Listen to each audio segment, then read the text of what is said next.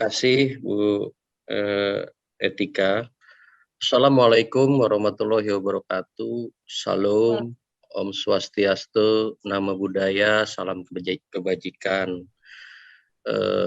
Pertama-tama patut bersyukur kepada kehadirat Allah Subhanahu wa Ta'ala bahwa kita diberikan kesehatan sehingga kita bisa hadir dalam forum yang baik ini.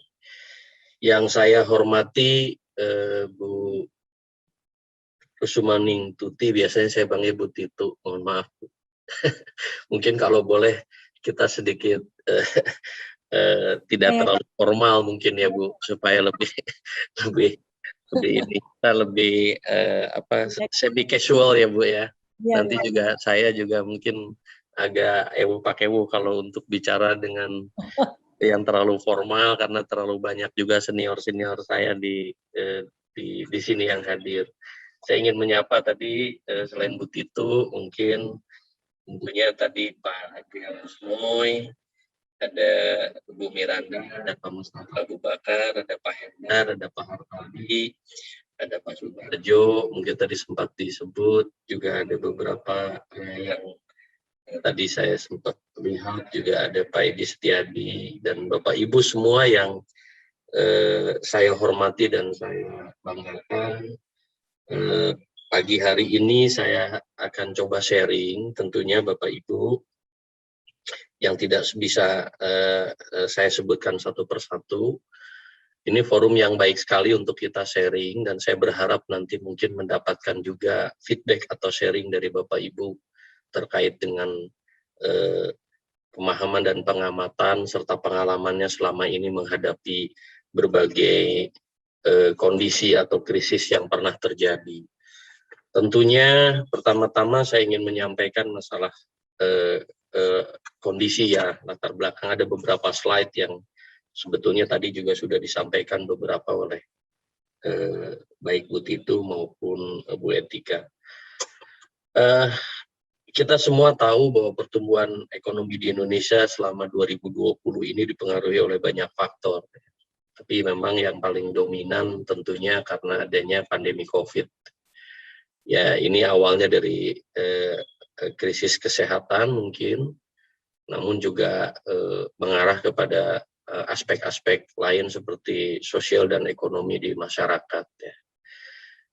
Ini memang kondisi yang sebelumnya mungkin tidak pernah terjadi gitu, atau kita hadapi. Paling tidak saya tidak pernah mengalami situasi yang seperti ini, yang memang bahkan mungkin bukan menjadi masalah domestik di Indonesia, tetapi sudah menjadi masalah global karena memang datangnya juga dari kawasan regional dan menjadi global.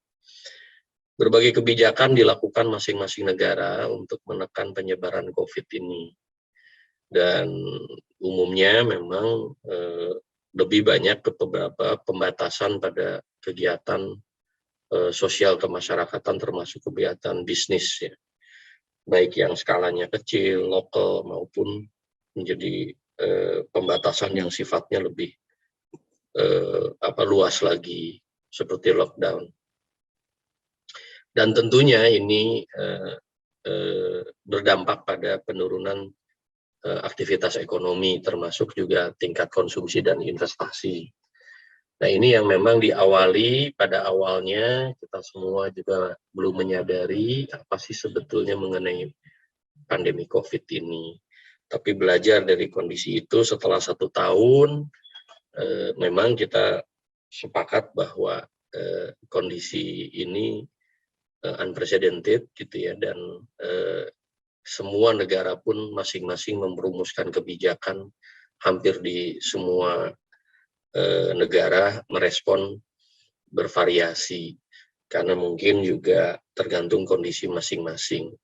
Nah, ini yang kita cukup banyak belajar dan sharing, terutama di antara regulator-regulator dunia pun.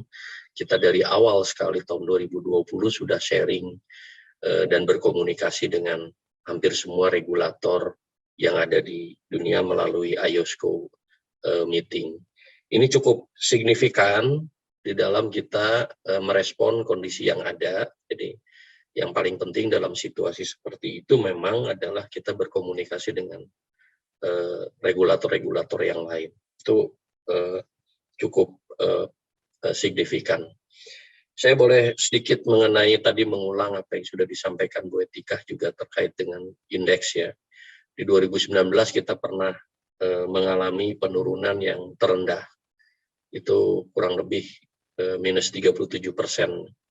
Itu di tanggal 24 Maret 2020. Ini sudah cukup dalam pada saat itu dan capital outflow sudah lebih 40 triliun.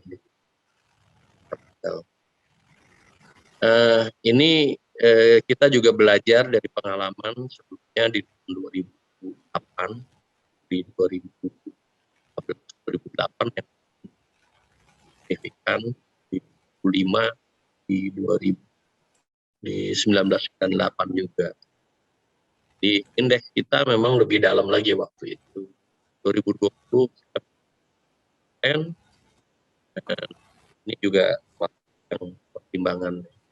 Pada saat itu sebelum ini sebetulnya di awal bulan Maret kita juga berdiskusi di forum KSSK menyikapi dan ke waktu itu mendapatkan arahan dan diskusi bahwa kebijakan kita harus forward looking gitu ya. Nah, nanti saya sampaikan ada beberapa kebijakan yang memang sudah diambil sebelumnya sebelum terjadinya penurunan indeks yang lebih dalam ini. Sebetulnya sudah ada beberapa kebijakan yang sudah dilakukan dari mulai akhir Februari sampai berlanjut terus. Pada saat itu indikator juga melihat di industri reksadana ini memang terjadi penurunan yang cukup cepat gitu ya. Kurang lebih hampir 15% waktu itu penurunan dari reksadana. Nah ini reksadana kenapa saya bedakan dengan data AUM. Jadi reksadana itu hanya untuk yang open-ended fund. Jadi yang reksadana yang terbuka.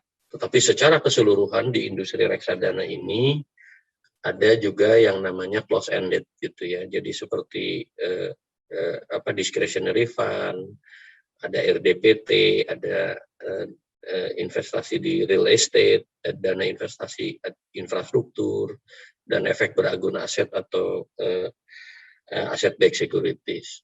Ini secara total terjadi juga penurunan yang kurang lebih angkanya sama, sekitar 14% dari total aset under management. Nah, di titik itu pun bersamaan penurunan market cap, karena indeksnya turun 37%, kelihatannya cukup linier, jadi penurunan market cap pun mencapai kurang lebih 37%. Dan yang tadinya sudah posisi akhir tahun di 2019 7.200-an, turun menjadi 4.556. Dan ini secara psikologis memang terjadi, kalau kita lihat di beberapa negara juga memang terjadi global sell-off gitu ya. Dan ini dialami hampir di semua pasar pada saat posisi 24 Maret itu. Nah, ini yang menjadi perhatian kita waktu itu, dan kelihatannya kebijakan-kebijakan itu secara umum hampir sama di semua negara. Baik waktu itu lebih berfokus pada kita secara taktikal ya di pasar modal mengeluarkan serangkaian kebijakan. Tapi kita juga harus inline dengan kebijakan terutama dari sisi fiskal dan moneternya. Beberapa indikator yang mungkin kalau boleh sharing waktu itu dan sekarang pun kita sudah lihat dengan berlalunya tahun 2020 kita memasuki 2021 dan kita yakini bahwa game changersnya itu adalah vaksin dan kita tetap monitor sampai sekarang untuk forward looking. Dan kita masih melihat waktu itu juga volatility index bisa mencapai di atas 60 sampai 70. Sekarang ini angkanya pernah menyentuh 20 tapi sudah bergerak lagi ke 30. Ini menunjukkan bahwa memang volatilitasnya masih cukup dinamis. Gitu. Beberapa hal yang mungkin bisa kita coba diskusikan, nanti kita bangun. Sebetulnya dalam forum ini juga saya berharap dan kami di OJK untuk mencoba untuk membangun keyakinan atau optimisme ke depan. Karena dalam situasi seperti ini yang memang kita butuhkan adalah saling menguatkan di antara kita untuk melihat persoalannya lebih optimis gitu.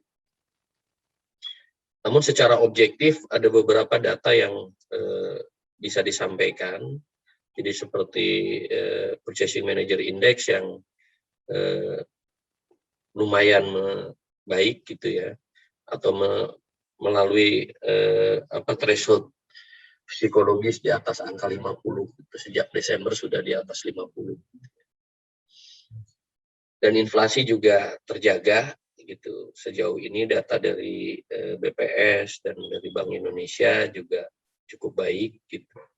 Produksi semen juga cukup naik ya, hampir 3%. Jadi quarter to quarternya. Produksi penjualan mobil juga secara wholesale naik, dan ini juga baik produksi maupun penjualannya. Realisasi belanja negara juga cukup naik, dan ini juga memberikan bagian daripada kebijakan fiskal, dan beberapa mungkin nanti bisa dicermati Bapak Ibu juga, mungkin ada beberapa paket-paket kebijakan yang sudah dikeluarkan baik oleh pemerintah maupun Bank Indonesia serta OJK.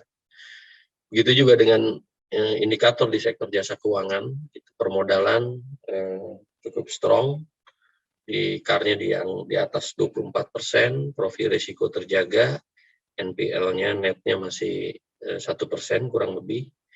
IHSG juga sampai posisi 18 Maret nih, mungkin kemarin menguat 6,17%.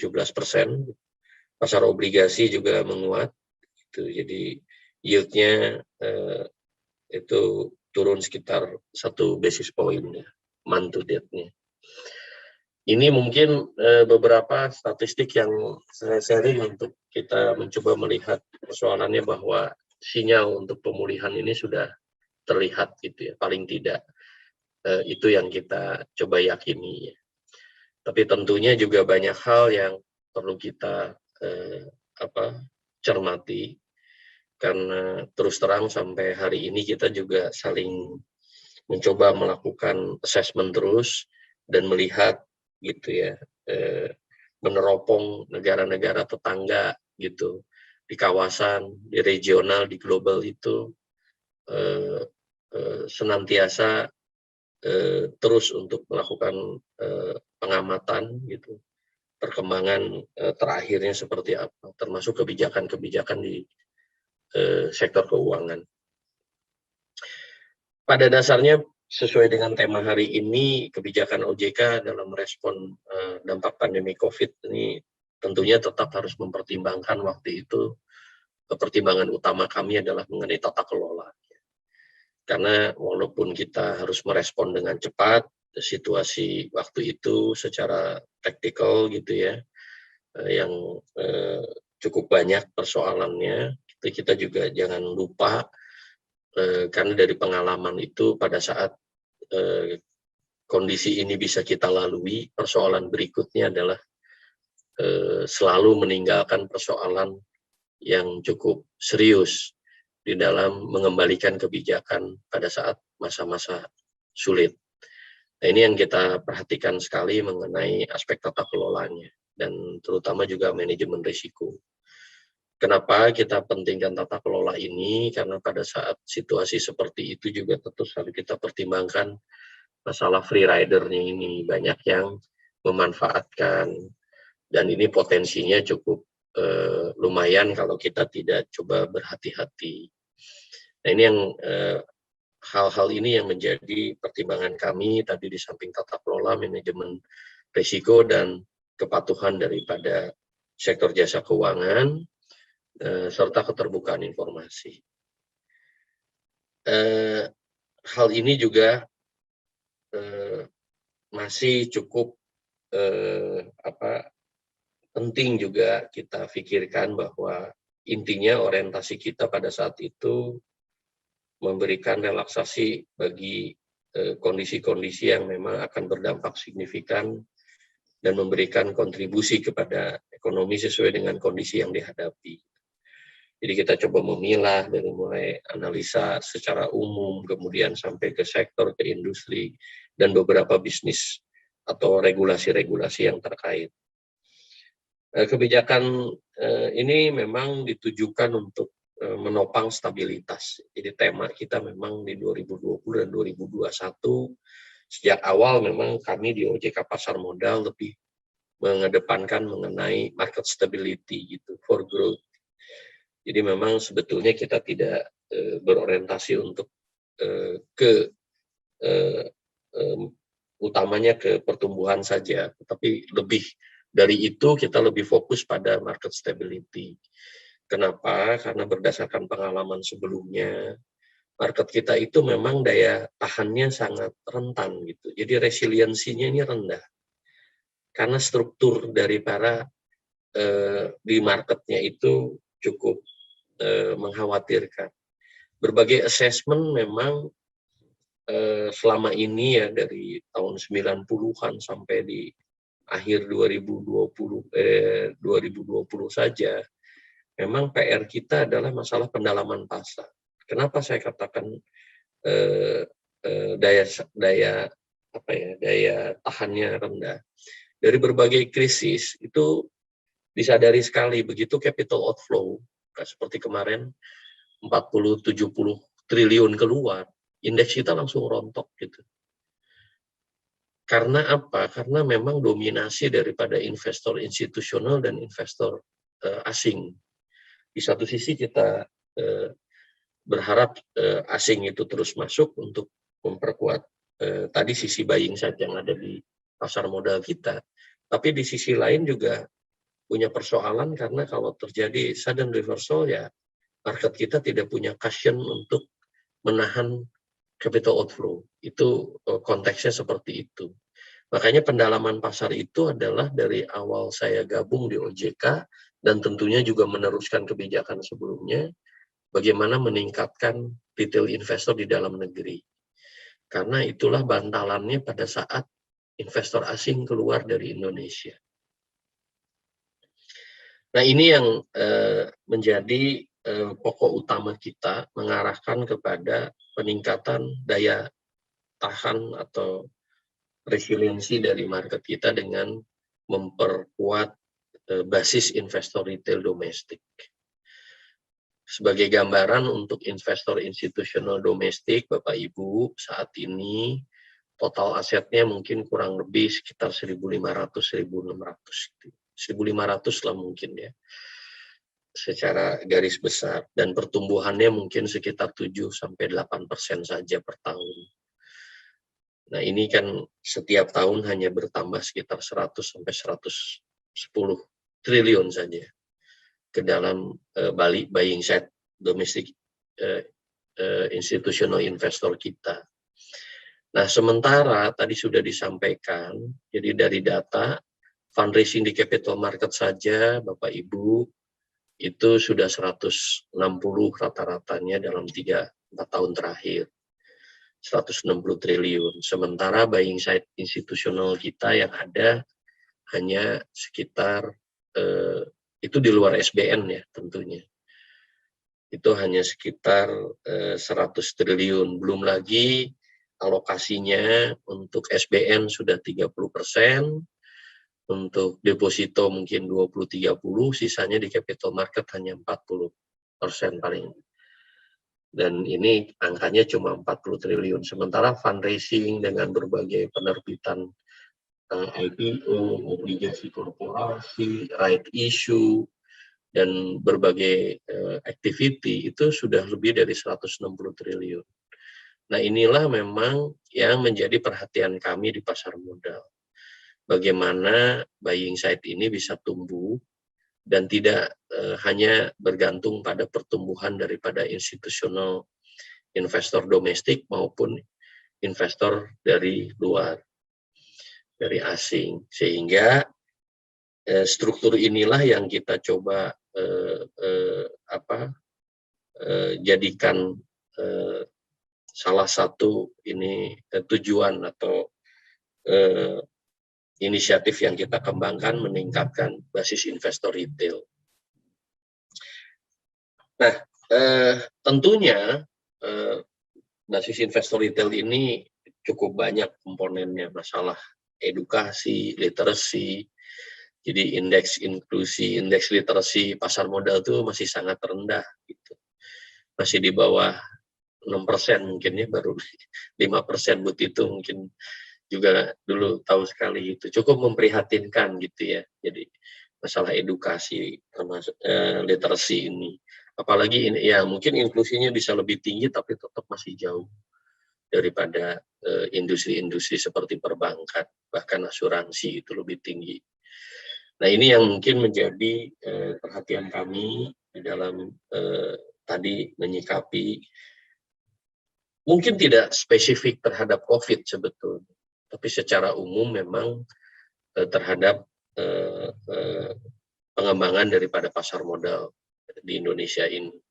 Tapi dengan adanya COVID, kelihatannya beberapa inisiatif akhirnya bisa dipaksa atau diakselerasi untuk merespon COVID.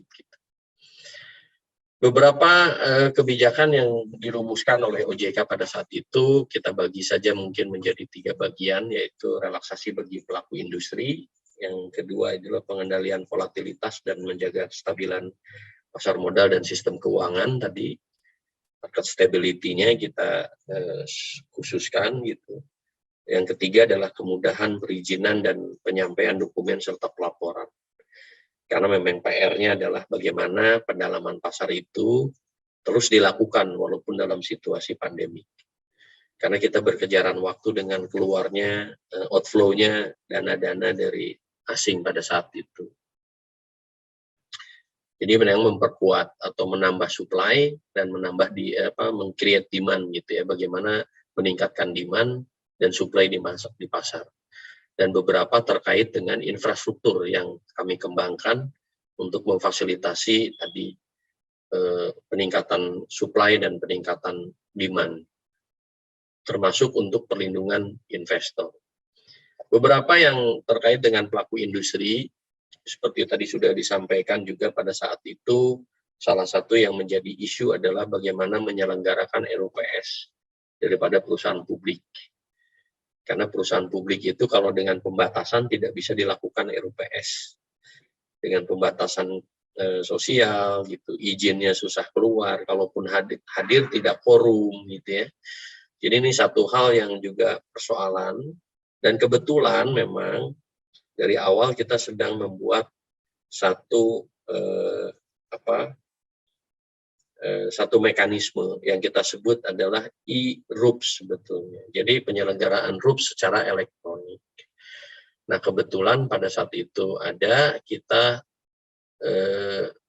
sistem itu belum siap secara full pledge daripada sistemnya untuk e-RUPS. Jadi yang kita launching pada saat itu peraturannya gitu sudah ada, tetapi kita secara teknis baru memfasilitasi yang namanya e-proxy. Jadi dengan pemberian surat kuasa kepada beberapa pihak untuk hadir di dalam RUPS dan yang lain bisa hadir melalui elektronik. Tapi belum sampai ke e-voting. Nah ini yang sedang kita lakukan nanti e-votingnya. Jadi yang lebih interaktif ini sedang kita siapkan, mudah-mudahan di tahun ini kita bisa lakukan. Nah ini sebetulnya inisiatif yang juga lama kita pikirkan karena dengan pertumbuhan investor yang cukup banyak, ya tadi sudah disampaikan, satu emiten itu punya investor bisa ada yang 10.000, 12.000 gitu ya. Padahal kalau RUPS, kalau mereka mau hadir memang tidak mungkin gitu. Satu-satunya tempat kita bisa menyelenggarakan RUPS itu ya di GBK, berarti kalau jumlahnya investornya sebesar itu. Saat ini emiten kita ada sekitar 760 ya. Jadi kalau setahun ada 2 RUPS, 1 RUPS tahunan, 1 RUPS luar biasa saja. Jadi dengan jumlah hari kerja cuma 250 gitu ya per hari, itu paralelnya makin banyak gitu. Dan ini yang akan menyulitkan. Makanya ini sebetulnya RUPS ini bukan semata-mata untuk COVID, tapi karena ada COVID kita bisa percepat untuk salah satu bagian dari RUPS ini adalah e-proxy. Supaya RUPS bisa berlangsung dan bisa quorum. Dan dasar hukumnya kita lakukan. Karena kalau enggak nanti nggak ada RUPS, ini melanggar semua Bapak Ibu. Dan investor juga tidak tahu gitu ya, apa sih sebetulnya yang terjadi di masing-masing emiten. Di samping itu juga laporan keuangan, karena proses audit dan banyak sekali masukan bahwa audit ini agak sulit dilakukan. Jadi laporan keuangan tahunan gitu ya, maupun laporan tahunan dan pelaksanaan RUPS ini kita relaksasi. Yang tadinya ada batasan-batasan, misalnya hanya 6 bulan atau 3 bulan setelah tahun buku harus disampaikan, kita extend ditambah 2 bulan gitu ya. Penyesuaian portfolio di reksadana juga, ini juga karena dampaknya tadi. Di satu sisi kita ingin mencoba mengendalikan supply yang berlebih ke pasar gitu ya, karena memang pasarnya sudah cukup oversupply, terjadi global sell off.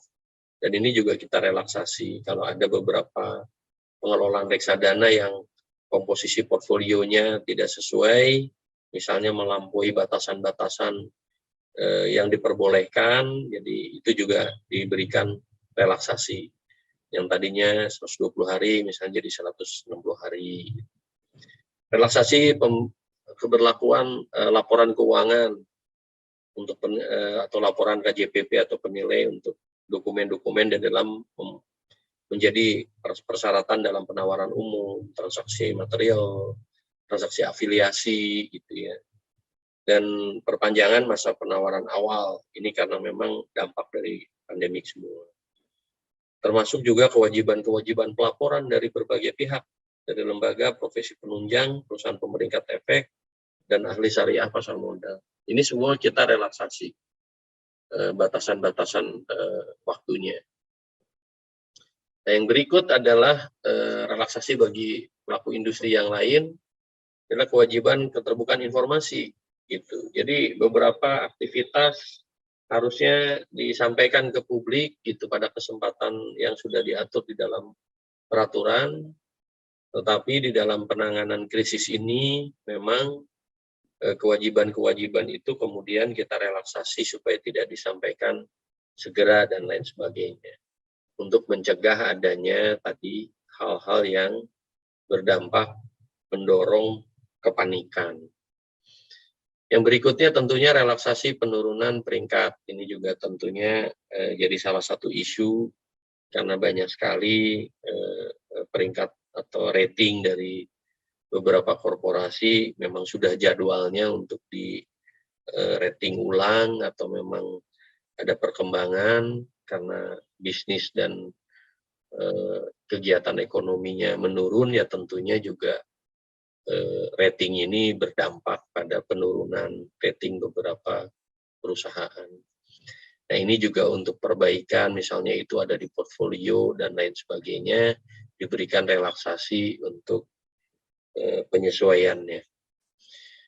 Maksudnya kalau ada penagihan denda, pembayaran bunga dari denda gitu, ini kalau ada pelanggaran, ini kita relaksasi juga.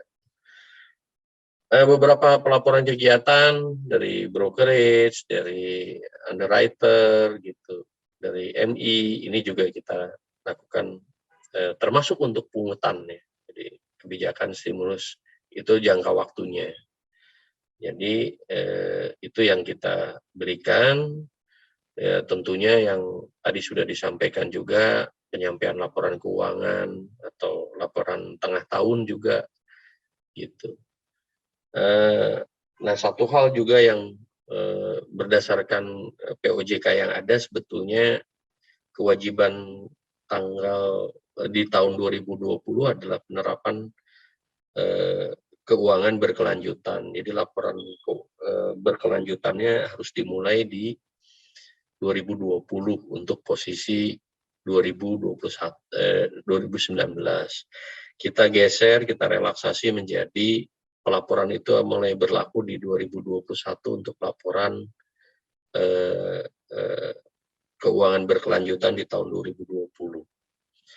Bapak Ibu yang saya hormati, yang bagian kedua adalah pengendalian volatilitas dan menjaga kestabilan pasar modal sistem keuangan.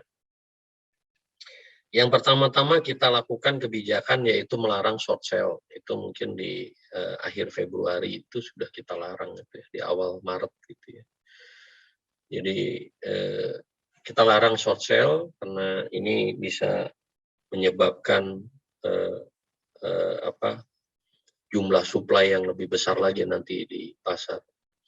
Kedua, buyback saham tanpa melalui RUPS. Gitu. Jadi kalau misalnya perusahaan ini karena ada kepanikan, emiten-emiten ini dijual semua, sahamnya di bursa, gitu ya, investor menjual semua, emiten bisa melakukan buyback yang harusnya normalnya harus melalui proses persetujuan RUPS, tapi kita perbolehkan untuk membeli saham kembali perusahaannya tanpa harus melalui proses RUPS.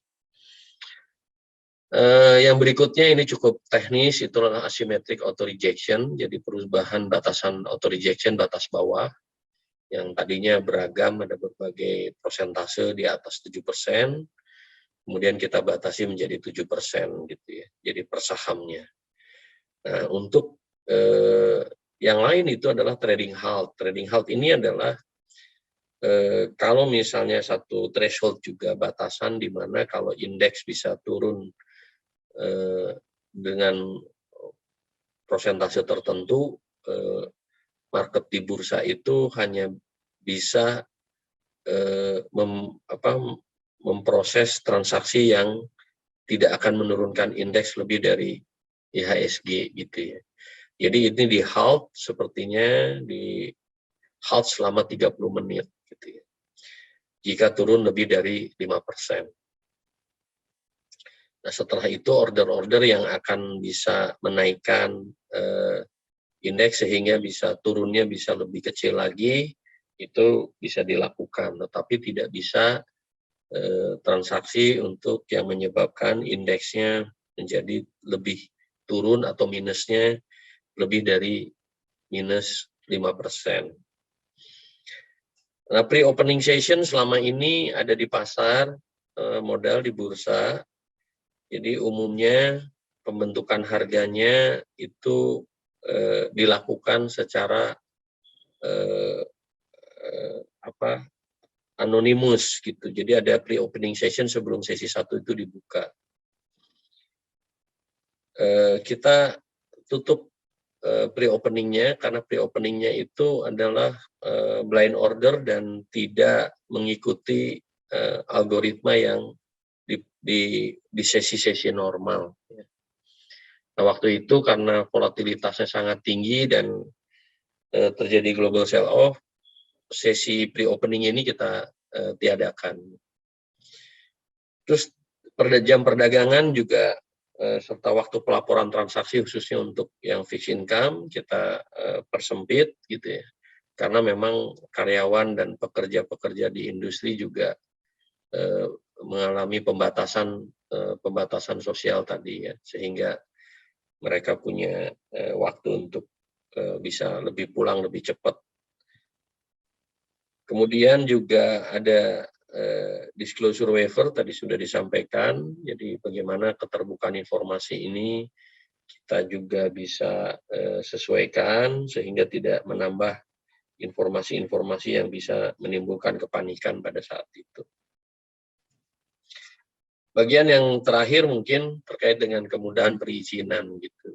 Jadi karena interaksi tadi dengan pembatasan sosial dan activity, jadi penyampaian laporan ini bisa disampaikan secara elektronik melalui website mengenai sistem pelaporan elektronik di Bursa Efek, dan ini sudah otomatis kalau lapor ke sistem pelaporan elektronik ini akan juga diterima oleh OJK pada saat yang sama dengan yang diterima oleh Bursa Efek.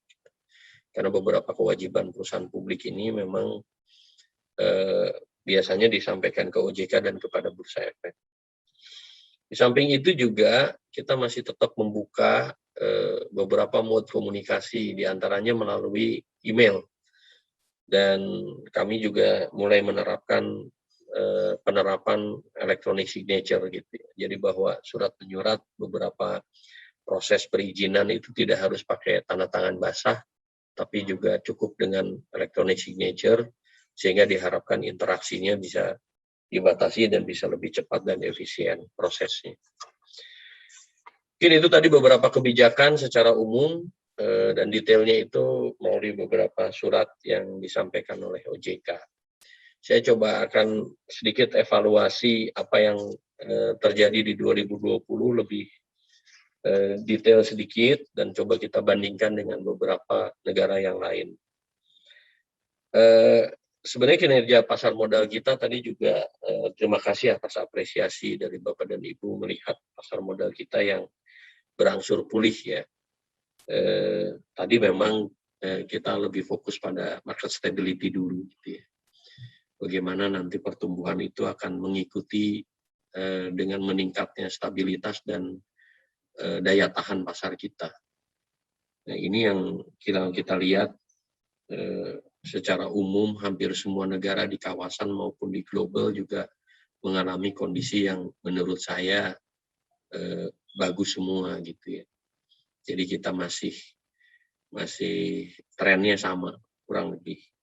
Kita masih cukup baik, mungkin di pasar kita juga mengikuti tren globalnya. Dan ini yang juga harus diwaspadai gitu ya, tadi Bu Etika mungkin beberapa hal kita perlu tetap cermat untuk mengamati perkembangan di global dan regional.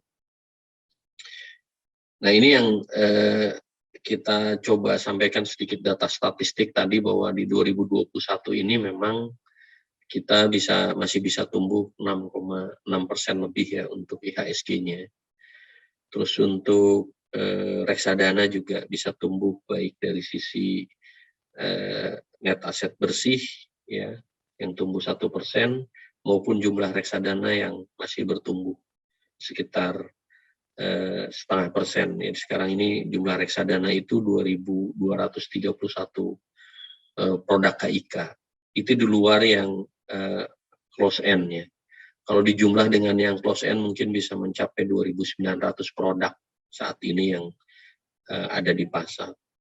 Dan ini cukup juga memberikan tantangan buat kita untuk proses pengawasannya, karena makin banyak sekali produk yang ada di pasar. Untuk aktivitas penghimpunan dana emisi sampai hari ini mungkin ya sekitar 27 triliun. Ini di kuartal pertama ya. Itu dari penawaran umumnya ada yang IPO 7, yang penawaran umum terbatas ada 5, dan penawaran umum berkelanjutan obligasi mungkin sekitar ada 15 ya. Jadi ini yang bisa dilihat, penawaran umum terbatas aja cukup besar, 10 triliun dalam situasi seperti ini. Artinya ada beberapa perusahaan yang sudah melakukan corporate action untuk menambah modalnya untuk melakukan kegiatan ekspansi. Rata-rata nilai transaksi kalau kita perhatikan ini yang sangat luar biasa. Ya. Jadi rata-rata nilai transaksi itu di tahun 2020 perharinya cuma 9,2 triliun. Tapi di 2021 ini year to date-nya sekitar 16,7 triliun gitu ya, naik 81%. Termasuk juga volumenya kurang lebih sama. Nah, indeks bonds index ya turun tapi sekitar 2,3%. Nah, kapitalisasi pasar kita juga masih tumbuh 7% di 2021 ini, dan jumlah emiten baru 30 Desember 2020 54 emiten. Di Maret ini kita baru 7, dan masih banyak beberapa yang ada di pipeline yang sedang kita proses saat ini. Saya sharing sedikit mengenai dari sisi buying side. Mungkin tadi dari sisi selling side, artinya emiten atau perusahaan yang sedang melakukan corporate action atau IPO. Nah, ini yang tadi perlu dilihat gitu ya. Memang inilah yang kita berharap akan terus tumbuh secara cepat gitu ya. Ini waktu di Desember 2020 jumlah SID kita itu total ya, itu sekitar 3,88 juta. Tapi di akhir Februari sudah mencapai 4,5 juta. Artinya dalam 2 bulan itu bisa hampir 600.000 gitu penambahan investornya. Dan kalau kita lihat memang jumlah retail itu 99% ya, institusionalnya hanya 1% dari sisi populasi SID. Nah, retail ini masih didominasi memang dengan gendernya yang laki-laki gitu ya. Tapi ternyata investor perempuan ini juga sudah cukup luar biasa kalau dilihat akumulasi daripada aset yang dimiliki mereka juga sangat luar biasa pertumbuhannya sebetulnya. Nah, dari sisi usia yang mungkin perlu perhatian dan cukup menarik sebetulnya. Jadi hampir saat ini itu populasi investor kita itu usianya di bawah 30, Bapak Ibu, gitu ya. Mungkin ini juga kita perlu melihat ulang mengenai strategi edukasi literasinya ya. Karena ternyata investor kita yang tumbuh itu di bawah 30 usianya. Dan pendidikannya yang majority memang SMA ke bawah, Bapak Ibu. Jadi ini juga yang mungkin perlu kita lihat nanti di dalam, walaupun dari sisi aset ya, tidak besar, tetapi itulah yang potensi akan tumbuh dan makin banyak detailnya tentu volatilitas dan likuiditasnya juga harus kita monitor, terutama dari sisi volatilitas.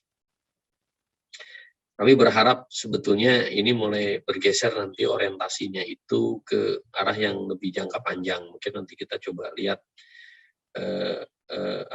cermati mengenai orientasi daripada investor-investor ini untuk jangka pendek dan panjangnya. Kalau kita lihat juga tadi dari sisi pekerjaan yang menarik juga kan ini pengusaha aja masih kalah gitu dengan pegawai swasta gitu ya. Kalau dari sisi populasinya ya, dari sisi nilai juga kelihatannya tidak berbeda jauh gitu. Pegawai swasta, pegawai negeri, guru gitu. Pelajar juga ini kan luar biasa, yang ibu rumah tangga gitu ya. Dan ini mungkin perlu yang perhatian kita ke depan, bagaimana ini juga menjadi pertimbangan untuk sosialisasi, edukasi gitu ya. Bagaimana kita juga mengejar flag daripada konsentrasi yang mungkin di sini tidak ada slide-nya. Tapi ini masih didominasi di Pulau Jawa saja, Bapak Ibu. Jadi ini memang PR kita untuk yang penyebaran lebih merata di seluruh wilayah Indonesia. Walaupun kita sudah berusaha, tapi memang masih butuh waktu untuk meningkatkan distribusinya sampai ke wilayah-wilayah di luar Jawa. Ada beberapa kebijakan yang di 2020 sampai 2021 yang ingin saya sharing. Yang pertama adalah securities crowdfunding. Ya. Ini memang melihat keprihatinan kita mengenai UMKM ini pada saat masa pandemi, dan jujur bahwa sebelumnya kita melihat dalam kerangka berpikir seperti di pasar modal gitu ya. Jadi lebih ke bagaimana mereka punya akses kepada sumber modal.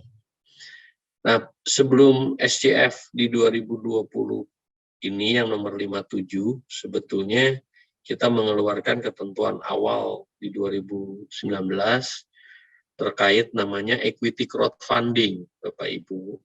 Jadi kalau boleh sharing, ternyata equity crowdfunding ini berjalan, tetapi juga tidak bisa secara signifikan direspon oleh para pelaku UMKM. Kenapa?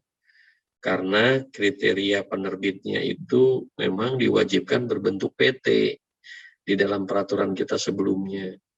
Nah, sehingga pengusaha-pengusaha UMKM ini, terutama di daerah-daerah juga, kebanyakan memang tidak berbentuk PT. Jadi kita akhirnya membuat, oh kalau begitu memang bukan hanya crowdfunding untuk partisipasi di permodalan, ya dalam pengertian saham, tetapi juga mereka bisa menerbitkan semacam seperti surat hutang atau surat hutang atau suku atau seperti obligasi, gitu ya. Tetapi dengan beberapa pembatasan sehingga nanti pelaku-pelaku UMKM ini yang tidak hanya berbentuk PT, jadi bisa berbentuk firma, koperasi, CV, itu bisa menerbitkan obligasinya di equity atau securities crowdfunding ini. Maaf. Halo? Ya, 5 menit lagi, Bapak. Oh, baik Bu, baik Bu. Sebentar saya akan percepat, mungkin ini karena yang sekitar 4 penyelenggara sudah kita setujui dan menariknya sudah ada 143 pihak penerbit ya. UMKM di seluruh Indonesia, yang ini dana yang dihimpun sudah 225 dengan investor lebih dari 360.000. Ini menarik dan ini akan tumbuh karena ini baru di akhir Desember peraturannya. Jadi dalam 2-3 bulan ini sebetulnya sudah naik. Nah, di samping itu juga kami menerbitkan POJK 65 itu terkait dengan disbursement dan disbursement fund.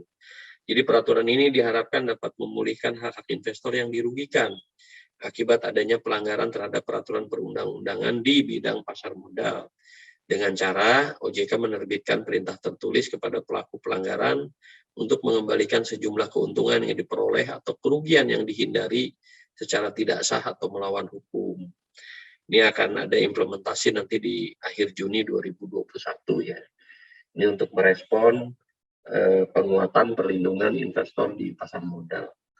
Ini ada beberapa juga POJK baru terkait dengan KIK pembukaan dana tapera, karena dana tapera ini akan cukup signifikan nanti perannya sebagai salah satu buying side di industri kami di pasar modal.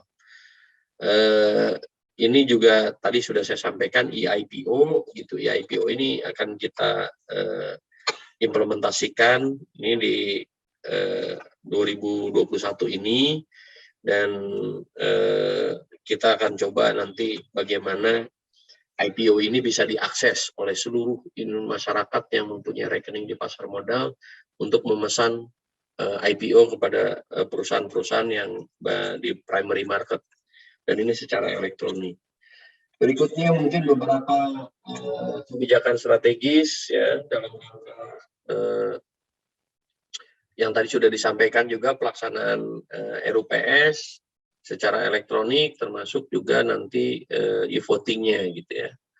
Dan ini mudah-mudahan bisa meningkatkan partisipasi publik di dalam kegiatan RUPS dari setiap emiten. Bapak Ibu, selanjutnya mungkin kita juga akan sampaikan, mungkin ini self explanatory, mungkin dilewat saja. Nanti juga ada ini yang mungkin di 2021. Saya ingin coba highlight mungkin ya Bu Etika sedikit ekstra 5 menit ya. Pengendalian mengenai pengendali emiten, ini ada kebijakan yang kita ingin dorong di 2021 ini. Ini juga kita mendorong penawaran umum efek bersifat utang dan sukuk korporasi dan penawaran umum perusahaan daerah. Ini perluasan produk dan aktivitas di pasar modal tadi sudah disampaikan, securities crowdfunding, mungkin project crowdfunding, structure warrant, dan beberapa produk structure ataupun derivatif yang sedang dipersiapkan. Terus penguatan perilaku para pengelolaan investasi ini yang banyak diberitakan sekarang dengan berbagai kasus MI yang terjadi. Ini efisiensi di primary market yang nanti juga akan di launching ya, electronic IPO, maupun di secondary market yang sedang dipersiapkan, adanya peran market maker, ada mungkin beberapa restrukturisasi pemilahan papan-papan yang ada di bursa efek, serta metode perdagangannya, implementasi tadi e-voting untuk meningkatkan governance dan partisipasi investor publik terhadap pengambilan keputusan di emiten, dan mengoptimalkan IT tadi dari semua proses yang ada di OJK maupun di para pelaku. Kami berharap juga kita bisa mengembangkan regulatory teknologi maupun supervisory teknologi.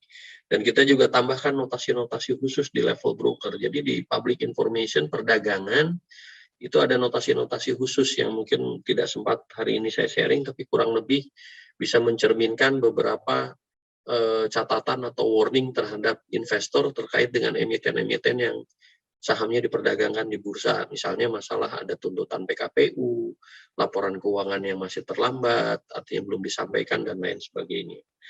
Ke depan juga kami sedang berkoordinasi dengan Bank Indonesia untuk pembentukan sentra counterparty untuk OTC derivatif pasar uang. Dan mudah-mudahan ini merupakan inisiatif yang akan mendorong terjadinya market konsolidasi di pasar uang dan di pasar modal. Samping itu juga untuk memperluas tadi distribusi di daerah-daerah, kami juga melakukan pengembangan perusahaan efek daerah supaya tadi jumlah investor ini walaupun sudah cukup baik pertumbuhannya, tapi tidak terkonsentrasi hanya di Pulau Jawa atau di kota-kota di Jawa saja. Dan tadi sudah disampaikan mengenai implementasi disbursement and disbursement fund. Dan yang terakhir, ini juga kami melakukan satu inisiatif untuk penguatan koordinasi dengan kementerian, lembaga, dan aparat penegak hukum. Mungkin itu dari saya, tantangan jangka pendek yang tadi ketidakpastian perekonomian masih ada, dukungan pembiayaan jangka menengah panjang untuk program PEN juga masih dibicarakan dan masih terus berlangsung pembicaraannya. Kondisi pasar keuangan masih volatile tadi ya, dan masih didominasi oleh sentimen global terutamanya.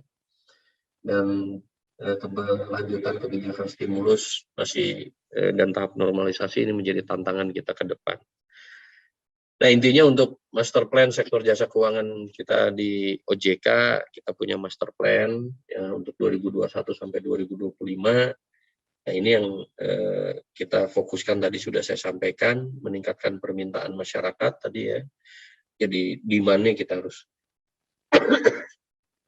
tumbuhkan di sektor real dan di sektor ekonomi, terus pengembangan UMKM dan penciptaan lapangan kerja.